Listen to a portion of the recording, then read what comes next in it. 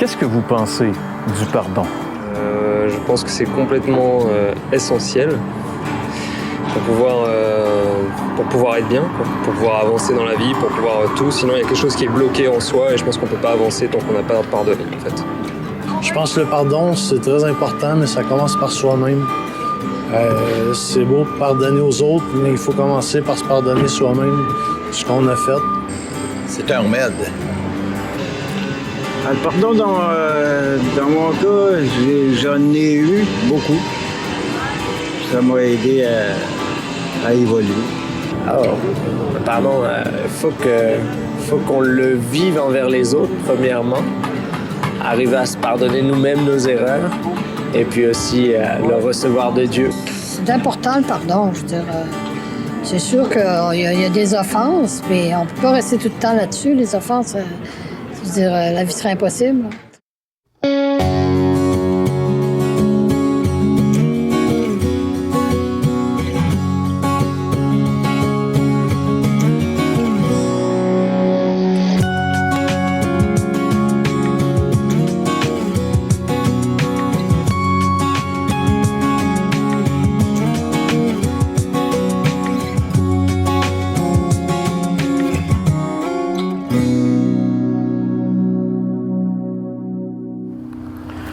Alors aujourd'hui, François, le thème que nous abordons à l'émission, c'est « Malgré ce que j'ai fait ». Et dans le cadre d'une vérité qui libère, ça veut dire que finalement, peu importe ce qu'on a fait, il y a de l'espoir. Oui, parce que en vérité, le passé, ça pèse lourd. Ça pèse très lourd. Et on l'a vu dans le Vox Pop, je trouvais ça intéressant, comment que c'était important d'être délivré de notre passé, d'être délivré de notre culpabilité, en fait. Et ce qui est merveilleux, la grâce de Dieu, c'est que peu importe ce qu'on a fait, parce que bien sûr, il y a des gens qui ont un passé beaucoup plus lourd et pesant que d'autres, qui les écrasent et qui empoisonnent leur existence. Mais il y a possibilité d'en sortir. Et si vous voulez savoir comment, bien, demeurez avec nous.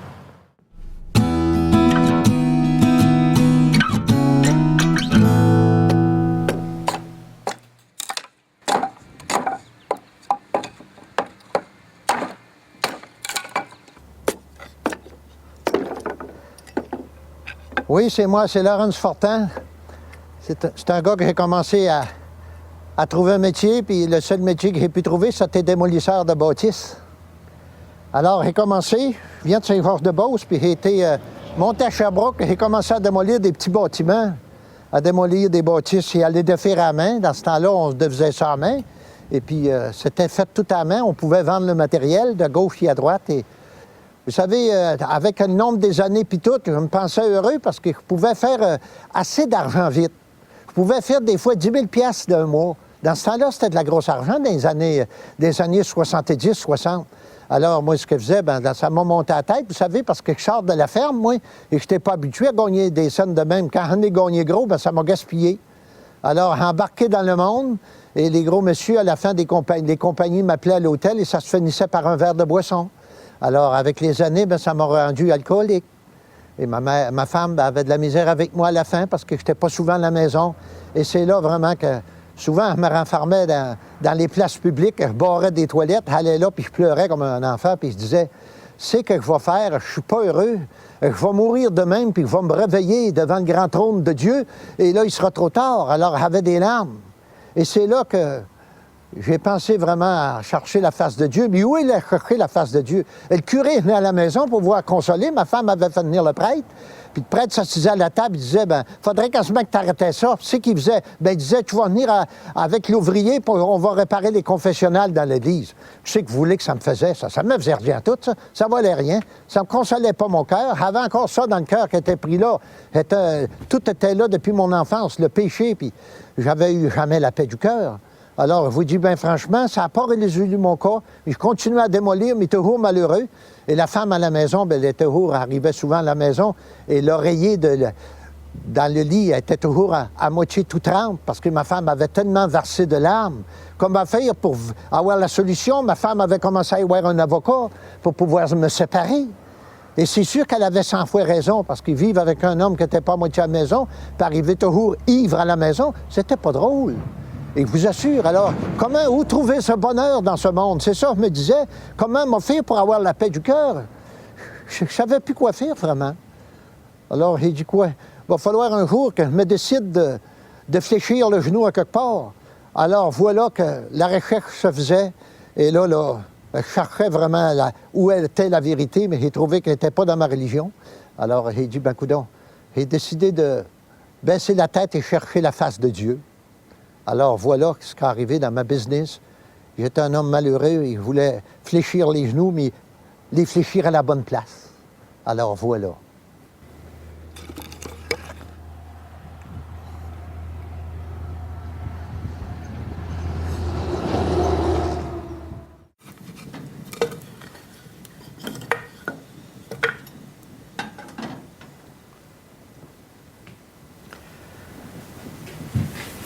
Et voilà que j'ai fléchi le genou, puis j'ai décidé vraiment de fléchir le genou devant le Seigneur.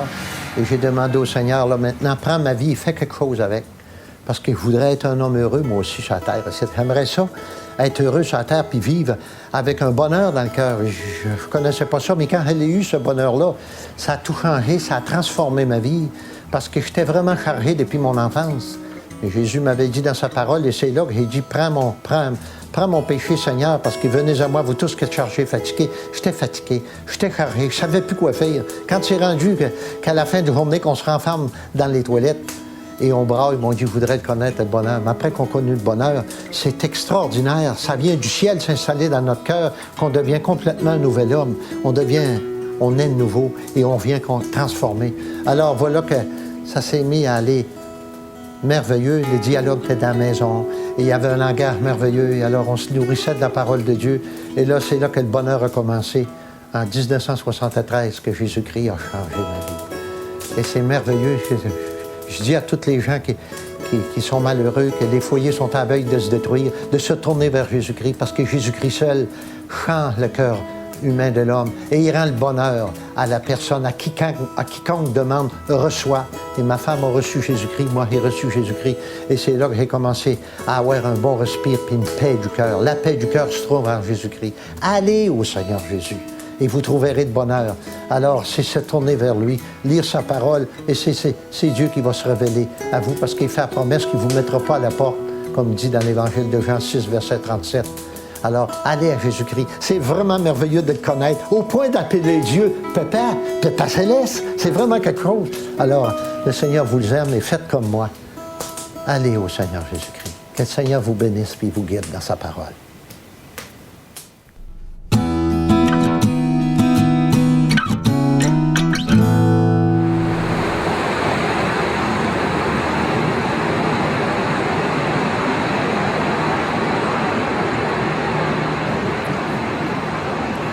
En venant sur l'autoroute ce matin, j'ai vu une pancarte, une annonce comme j'en avais jamais vu ici au Québec. Ça disait « Respecter les limites » et c'était indiqué pour un excès de vitesse à 160 km/h. L'amende est de 800 $. Et je me suis dit à moi-même que j'étais un peu chanceux parce que j'ai probablement jamais roulé jusqu'à 160, enfin peut-être pas, mais j'ai déjà largement dépassé la limite de vitesse et j'ai été chanceux, je me suis pas fait prendre souvent. Mais je dois dire que j'aimerais pas payer 800 $ d'amende et ça fait réfléchir. Mais qui d'entre nous, un jour ou l'autre, on n'a pas, justement, comme moi je l'ai fait, quand on est certain qu'il n'y a pas de police, on pèse sur le champignon, puis on va plus vite qu'on devrait aller. Qui de nous, quand on était jeune à l'école, n'a pas triché dans ses examens? Qui de nous n'avons pas parlé dans le dos de quelqu'un? En fait, on est des pécheurs et on a tous quelque part quelque chose à se reprocher. On a tous quelque part, comme on dit, un squelette dans le placard.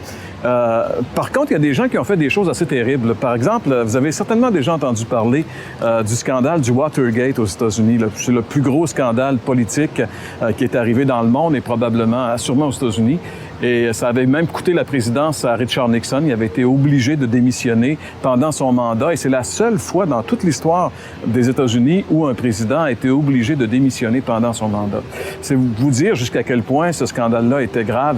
Et parmi les instigateurs du scandale, parmi ceux qui ont aidé Richard Nixon dans son espionnage au Watergate, il y avait ses conseillers, ses proches conseillers, entre autres un gars qui s'appelait Chuck Colson, Charles Colson.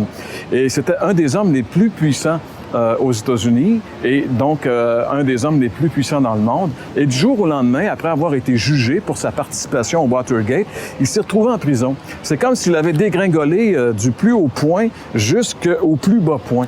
Et alors qu'il était en prison, il compte dans un de ses livres ce qu'il a vécu. C'était assez horrible. Mais en prison, il s'est tourné vers Dieu et il s'est converti. Il a connu le Seigneur Jésus-Christ comme son sauveur et il a été complètement transformé et même il a commencé un ministère qui s'appelle Prison Ministries aux États-Unis qui roule encore aujourd'hui et qui permet à des milliers de prisonniers de connaître le Seigneur Jésus comme leur sauveur. Peut-être qu'on n'a pas fait des choses aussi graves que Chuck Colson, mais certains, si on s'examine un petit peu, si on y réfléchit, on va trouver que quelque part, on a des choses à se reprocher. Et même pire que cela, la Bible dit, vous savez, Dieu, il va nous chercher vraiment, il nous met dans le coin. Lorsque dans l'Ancien Testament, par la bouche du prophète Ésaïe, il dit qu'on est tous des impurs et que même notre justice est comme un vêtement souillé. Ça veut dire que même nos bons coups, même ce que nous, on pense être vraiment quelque chose de bien, bien aux yeux de Dieu, c'est entaché. C'est comme un vêtement souillé. Parce que Dieu voit non seulement les actions qu'on fait, mais il voit aussi les motifs qui sont derrière et toutes ces choses-là. Donc, on a vraiment un problème, nous, les êtres humains, avec Dieu. Et ce que je trouve le plus extraordinaire dans tout ça, c'est que pour des individus tels que nous, Jésus est venu expressément du ciel mourir sur la croix. C'est pour des gens comme nous qu'il l'a fait. La croix était quelque chose d'horrible. J'ai lu beaucoup sur la croix, j'ai réfléchi aussi, et je pensais à Jésus la veille de sa crucifixion, ce qui devait lui passer par la tête, savoir que le lendemain, il subirait ce genre de traitement. Vous savez, les Romains étaient vraiment terribles avec les crucifiés. D'abord, ils les flagellaient. C'était la flagellation. Puis, si vous avez vu le film de Mel Gibson, La Passion du Christ, il décrit très, très bien ce qu'était la flagellation à cette époque-là. C'est pas exagéré, c'est vraiment ce qui se passait.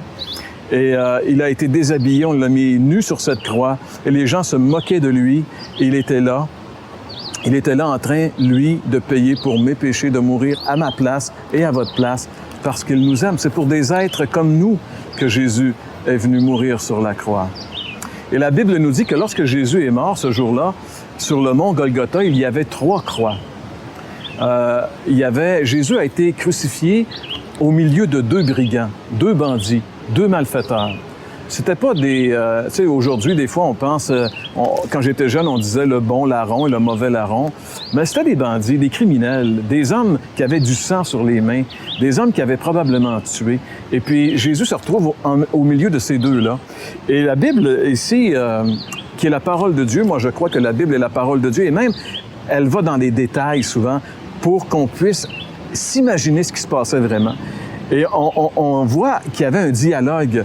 En tout cas, ces gens-là, avant de mourir sur la croix, ils parlaient. Et dans l'Évangile de Luc, chapitre 23, au verset 39, il est dit « L'un des malfaiteurs crucifiés l'injuriait, disant « N'es-tu pas Christ? N'es-tu pas le Christ? Sauve-toi toi-même et sauve-nous. » Moi, je trouve ça un peu ahurissant que ce gars-là, il se retrouve sur la croix, il reste quelques heures à vivre, puis il est encore dans sa rage, il est encore dans sa rébellion, il est en train d'insulter Jésus. Il lui dit, si t'es le Christ, descends, puis fais-nous descendre, puis etc. Il est vraiment... Je veux dire, on pourrait penser peut-être que quand quelqu'un est rendu là, il commence à réfléchir, puis tout ça, mais c'est pas le cas pour tout le monde. Puis en tout cas, c'était pas le cas pour lui. Lui, jusqu'au bout, il avait sa rage, et puis il est mort enragé, on pourrait dire. Mais la Bible dit que de l'autre côté, il y avait un autre. Et l'autre le reprenait et disait, « Ne crains-tu pas Dieu, toi qui subis la même condamnation? » Moi, je trouve cette parole un peu énigmatique. Il dit « Ne crains-tu pas Dieu? » Il dit ça à son chum, c'était 2 compagnons. Ils ont fait la vie ensemble, ils ont fait leur mauvais coup ensemble, ils ont fait leur meurtre ensemble, et puis là, ils se retrouvent ensemble en train de mourir sur la croix, puis il dit Crains-tu pas Dieu, toi qui subis la même condamnation? Ça, je trouve ça intéressant. C'est comme si ce gars-là réalisait que Jésus, c'est Dieu, puis qu'il était condamné finalement. Et la preuve qu'il pensait ça, au verset 41, il dit « Pour nous, c'est justice, car nous recevons ce qu'ont mérité nos crimes, mais celui-ci n'a rien fait de mal. » Je trouve ça super.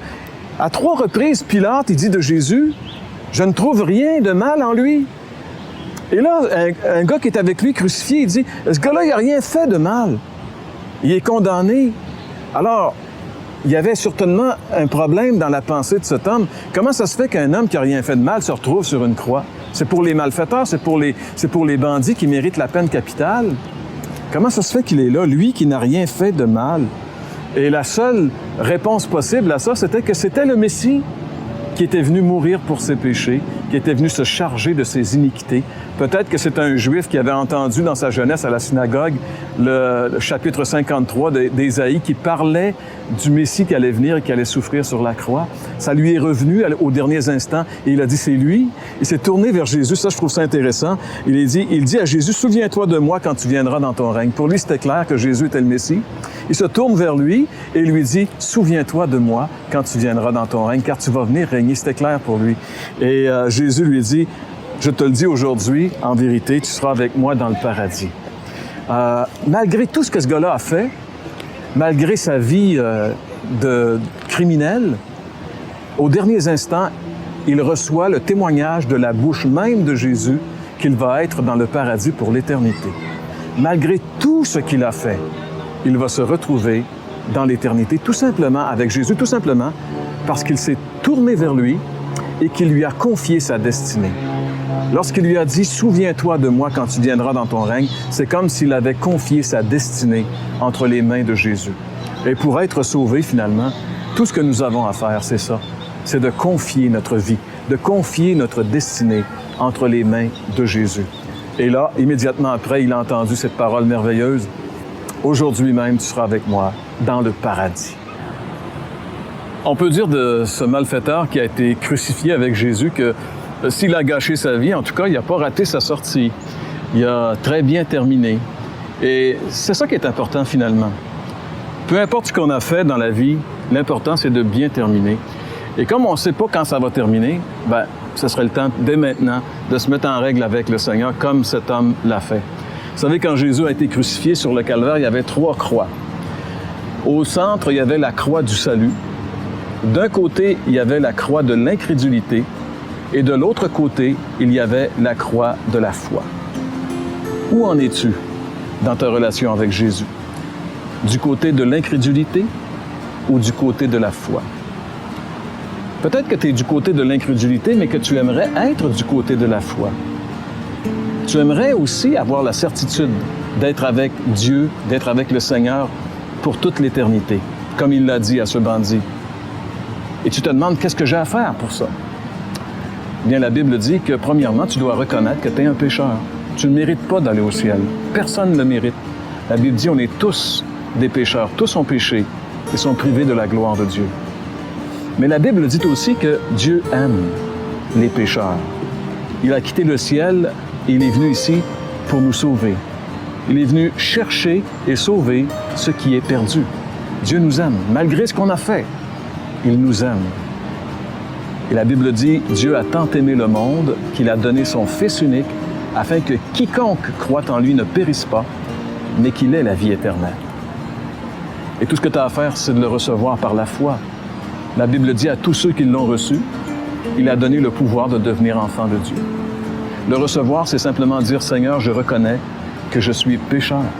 Je reconnais que j'ai mal fait, que j'ai manqué. Je te demande pardon. Mais je crois que tu es mort pour mes manquements sur la croix. Et je veux te recevoir maintenant comme mon Sauveur et mon Seigneur. Viens dans ma vie, prends ma vie et fais de moi ce que tu veux. Si on fait sincèrement cette prière, le Seigneur vient dans notre vie et transforme notre vie. C'est pourquoi je vous invite à prendre très au sérieux ce que vous avez entendu au cours de cette émission aujourd'hui.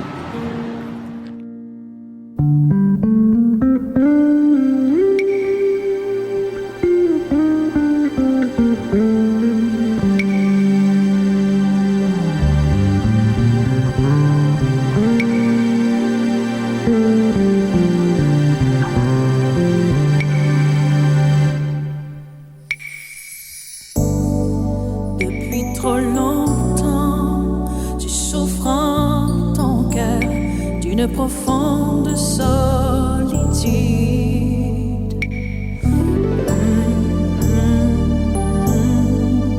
J'aimerais te dire qu'il y a quelqu'un qui connaît tes soupirs.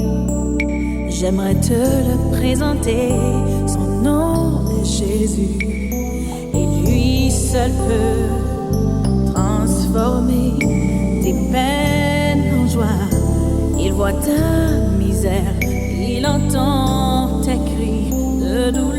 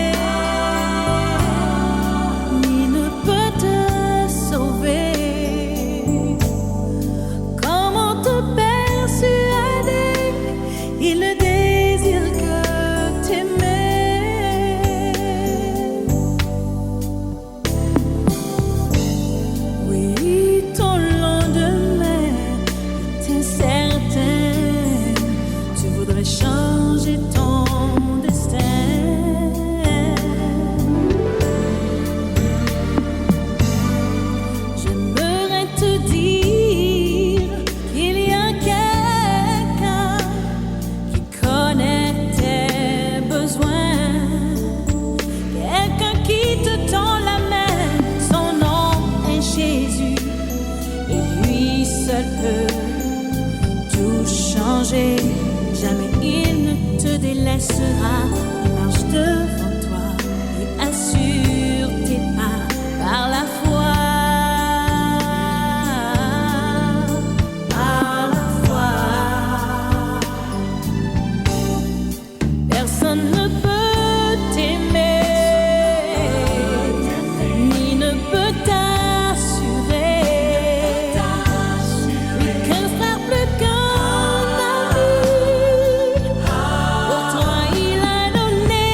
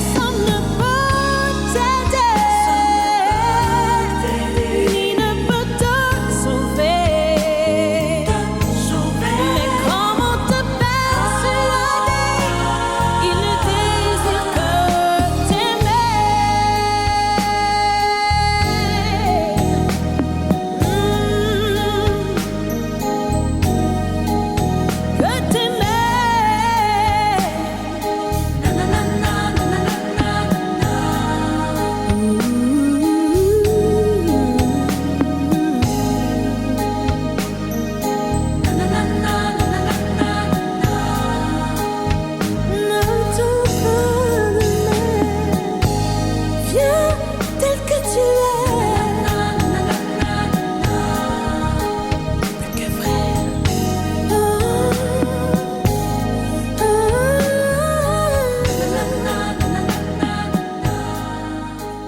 Plus que